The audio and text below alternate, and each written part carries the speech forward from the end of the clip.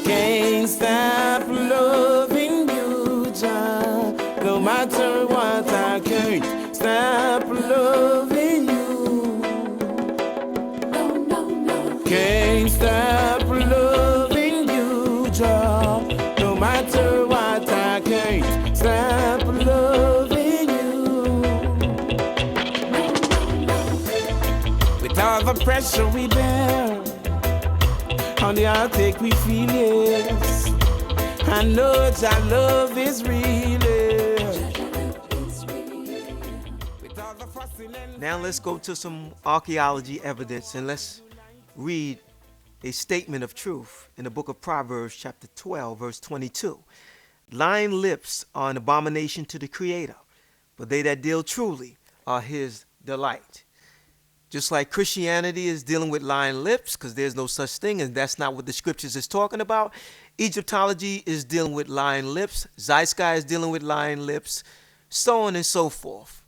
Now, what we're looking at here today, okay, we're looking at a plaque known as the Elba Tablets, Damascus National Museum, which is in the location of what we know today as the Middle East. Let's read. It says the Elba Tablets, they were discovered in northern Syria by two professors from the University of Rome, Dr. Paolo Matti, an archaeologist, and Dr. Giovanni Pitanato.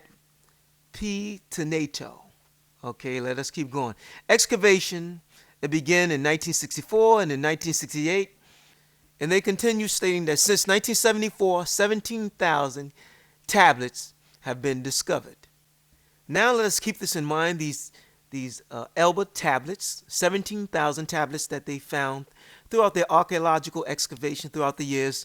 Okay, these are records, okay, going back over 4,000 BC years of time. Okay, and in these tablets are the recordings of Genesis, the 14th chapter, how Abraham conquered the Elamite king named Chedorlaomer in Genesis, the 14th chapter, in the first verse. And you jump to the 17th verse, and it explains how Abraham conquered, okay, this Elamite king, Chedorlaomer. Now, let us continue. Dr. Giovanni Patiano, former, okay, the Italian missionary, okay, and Dr. Matti. I'm just skipping because I want to get right to the point. One can only conclude that writings has been in use at Elba for a long time. Before 2000 BC, the Elba tablets verified the worship of the pagan god such as Baal. Baal was one of the satanic chief so-called gods of the Canaanites, which really represent worship in the demon world. You can read about that in Judges chapter 2 verse 13, 1 Kings chapter 16 verse 13, when Ahab served this satanic order worshiping what they call Baal. Jeremiah chapter 2 verse 8 speaks about how the Israelite prophets, they used to prophesy by satanic Baal. Also in what they call the Elba archaeological tablets, it makes mention of Dagon, which was the so-called god of the Philistines, and Asherus, okay, known previously only from the Bible. Now here comes the bomb. Brother Ray Hagen said there is no Abraham, and Abraham is a mythology. Well, in these tablets known as the Elba tablets, I'm going to put emphasis on this. You're going to over 4,000 years BC in times of information. It makes mention in the Elba tablets. They mention the name Abraham and of Chaldeans, the biblical Abraham's birthplace, which is in the Middle East, Mesopotamia. Just like it states in the book of Genesis chapter 11 verse 28, it speaks about how Haran, okay, the brother of Abraham, who their father is Terah, how he died, okay, in the birthplace in of the Chaldeans. Okay, let's read that one more time here. Let this sink in. Okay, we're dealing with records that's going back, known as the Elba tablets, over 4,000 BC of time, written over 4,000 BC, and in these records it records, okay, it says they make mention of the name of Abraham and of Chaldean, the biblical Abraham's birthplace, as well as other families, cities, and places. So, brother Mr. Ray Hagens, if you're about truth, sincerely, I don't know everything, but we're just presenting the facts. you got to go back and reevaluate and recollect, because you missed out a whole lot of pieces to the puzzle. Like it says in Proverbs chapter 12, verse 15. The way of a fool is arrogant, high-minded. He's a liar. He or she will not take no correction. They're dealing with a lot of ego. That's what a fool is dealing with, not knowledge and understanding. The way of a fool is right in his own eyes, but he that hearken unto counsel is wise. And this is part of that counsel.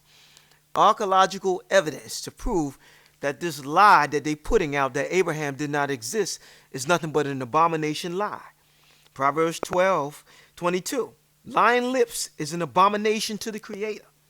So there you have it, my brothers and sisters, what they call the Elba tablets in the Damascus Museum in the Middle East. Okay, the excavation started around 1974, 17,000 tablets, records recording from over 4,000 year BC of time, making mention of Abraham and the other families in Abraham's birthplace and what we know today in the Middle East, confirming that Abraham did exist. Just like Genesis chapter 14, verse 13 speaks about Abraham, the Hebrew.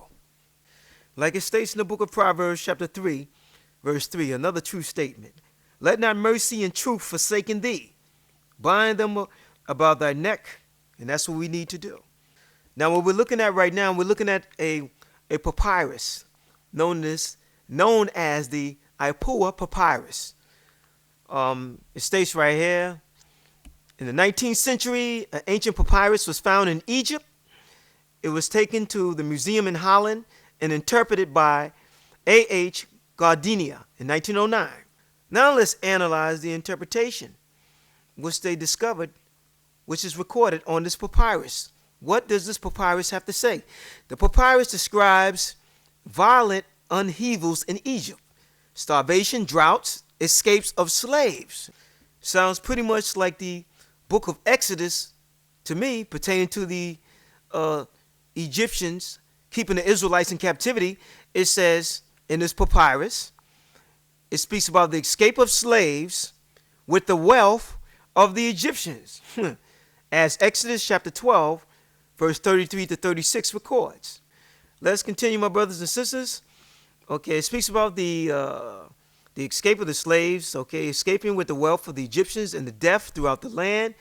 And the papyrus written by an Egyptian named Ipuwer, and this was written by an Egyptian by the name of Ipuwer, and appears to be an eyewitness account of the effects of the Exodus plagues. The account parallel the Bible of Exodus. Papyrus 210, the river is blood. Go to Exodus 7:20. It speaks about how the rivers of the waters was turned into blood. Remember, this was written by an ancient Egyptian man by the name of Ipuwer. Let us continue.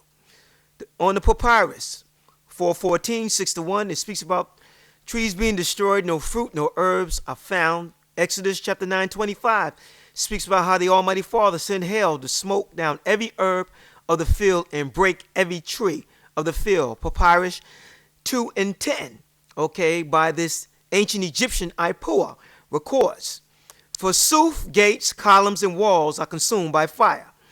Exodus chapter 9:23 and 24 speaks about how the fire ran along the ground.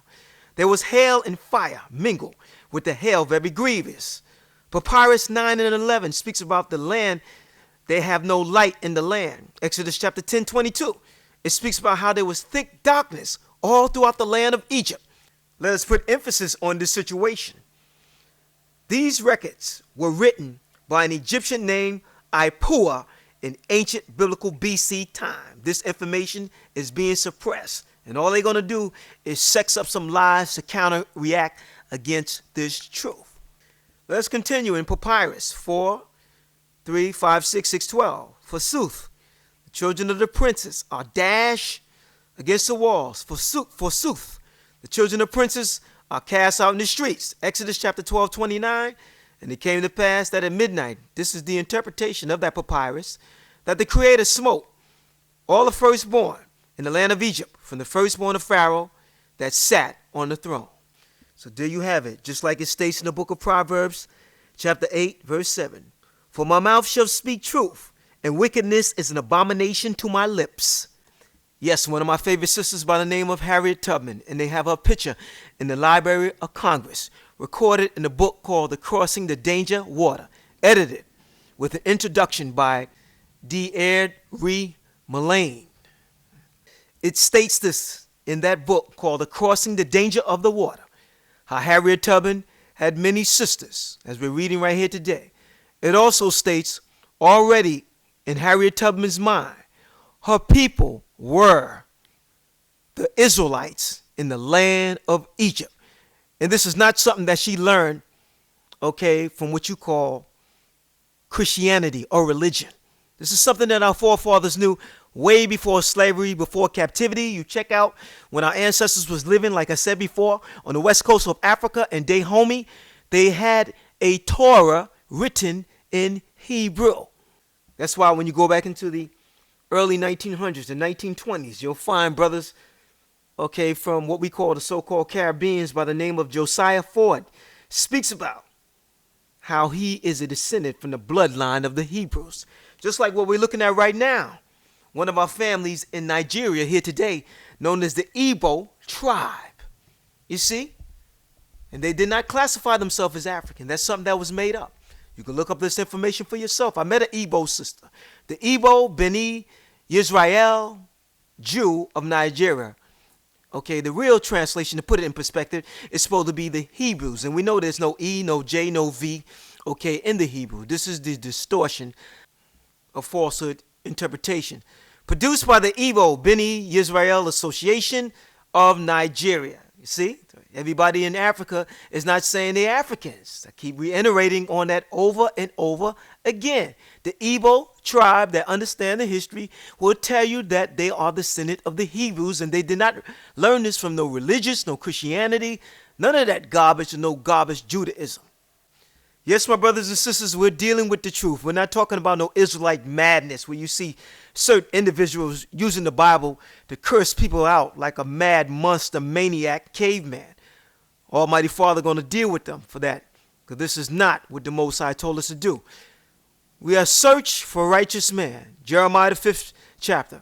Run ye to and fro through the streets of Jerusalem, and see now, and know and seek in the broad places thereof, if you can find a man, if there be any that execute judgment and seek the truth. That's the mission, because everything that's happening on this earth is in that Bible. But they have explained it incorrectly, and they have used the Bible to capitalize off of people's ignorance and turned this thing into some type of satanic corporation. Like it states in the book of Isaiah chapter 1:18, come let us reason, though our sins be as scarlet, they shall be white as snow. Let's have a discussion. Let's deal with this thing with intelligence, not deal with each other like savage and demons and dogs and devils. It's a history, pertaining to our heritage. Going back in past time, while ancestors once dwelled in the region known as Mesopotamia. And they had certain churches set up where they used to worship the Creator. And they drew certain inscriptions on the wall, such as this inscription that we're going to show you here today, describing Moses leading the Israelites across the Red Sea. This is a 3rd century wall painting in the ancient synagogue of Dura Europus on the Euphrates rivers, which is in the area known as Iraq. Now here's the picture, the image. Now, ain't no white person drew this. And as you look real clearly with your eyes, you can see that this is a brother. And this is an illustration pertaining to our history. This is not no mythology. You can see he has melanoma on his skin, and you can see all the other brothers and sisters. This represents Moses leading the 12 tribes of Israel through the Red Sea, a 3rd century wall painting, in the ancient synagogue, building, church, because the church really represents the people, of Dura Europus on the Euphrates, which is in the area of the Middle East, in the region of Mesopotamia. These are the facts. I can't stop loving you, child. No matter what, I can't stop loving you. No, no, no. Can't Jah. No matter what, I can't stop loving you. With all the pressure we bear, on the heartache we feel, yes. I know Jah love is real, yes. With all the fussing and fighting, people don't want to unite. If there's no day, there is no night. Try to make the things right. Can't stop loving you, Jah. No matter